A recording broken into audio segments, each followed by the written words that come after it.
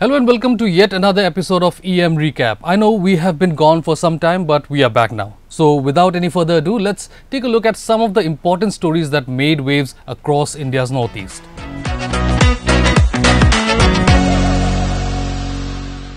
Election in Mizoram is finally over, and the verdict of the people of Mizoram demanding change was loud and clear. For the first time in history, the state has a chief minister which is neither Zoramthanga nor Lal Thanhawla. Lalduhoma, the leader of the Zoram People's Movement or ZPM, took the oath as Chief Minister of Mizoram on December 8.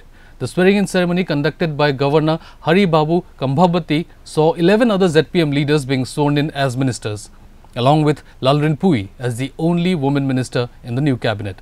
The ceremony also saw the presence of Mojo National Front leader and outgoing Chief Minister Zoramthanga and former Chief Minister Lal Thanhawla.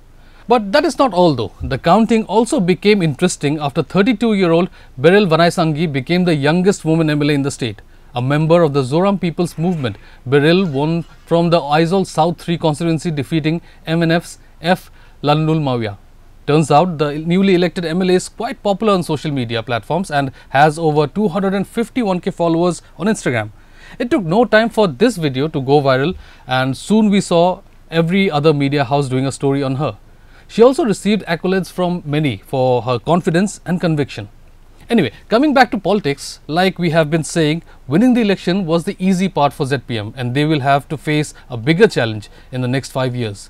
You can watch the latest episode of Decoded where we explained the challenges that await ZPM.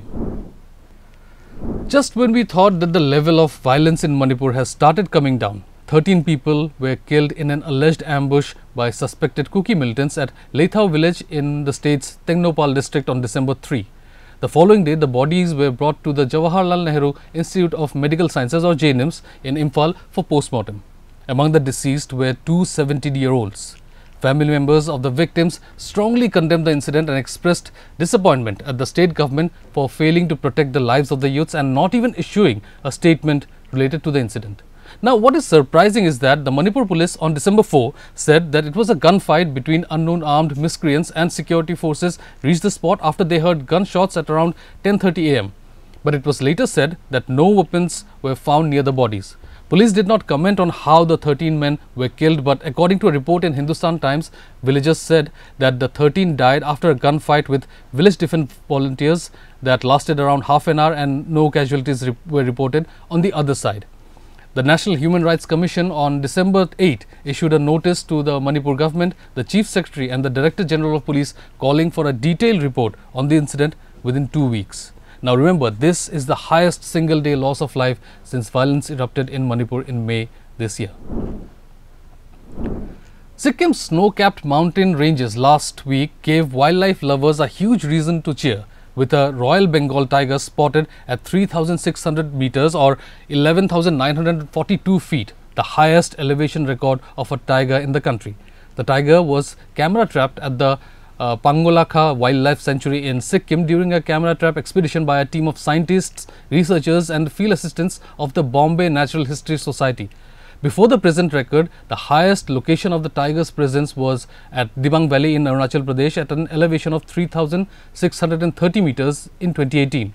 Bhutan, the next door neighbor, holds the world record for tiger sightings at the highest elevation at over 4,400 meters. The BNHS team was carrying out a biodiversity assessment of the sanctuary, and as a part of the outcome, a tiger was photo captured in one of the camera traps. The biodiversity assessment was being done under the project Conservation and Use of 5 wetlands in 3 Himalayan states to secure habitats of birds migrating within the Central Asia flyway.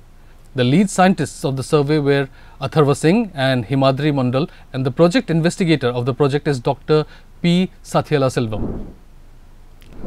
Today is also the final day of the Hornbill Festival, an annual extravaganza that kicked off on December 1.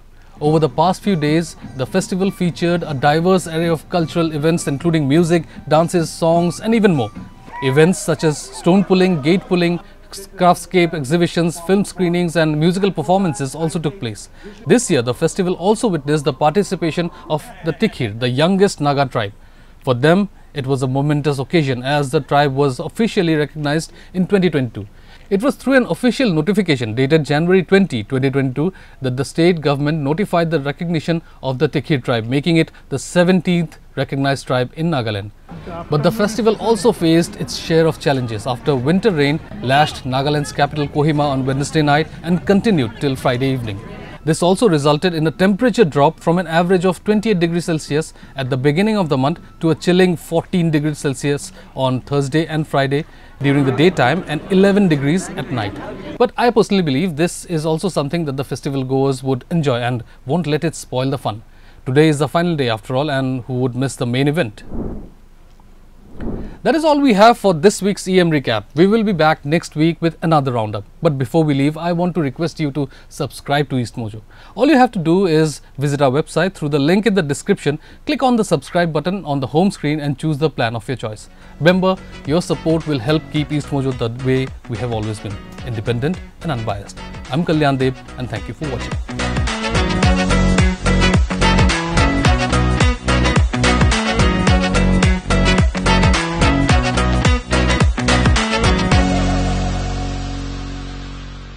Don't forget to like, share and subscribe to EastMojo. For any queries, put them down in the comments section below and press on the bell icon for notifications.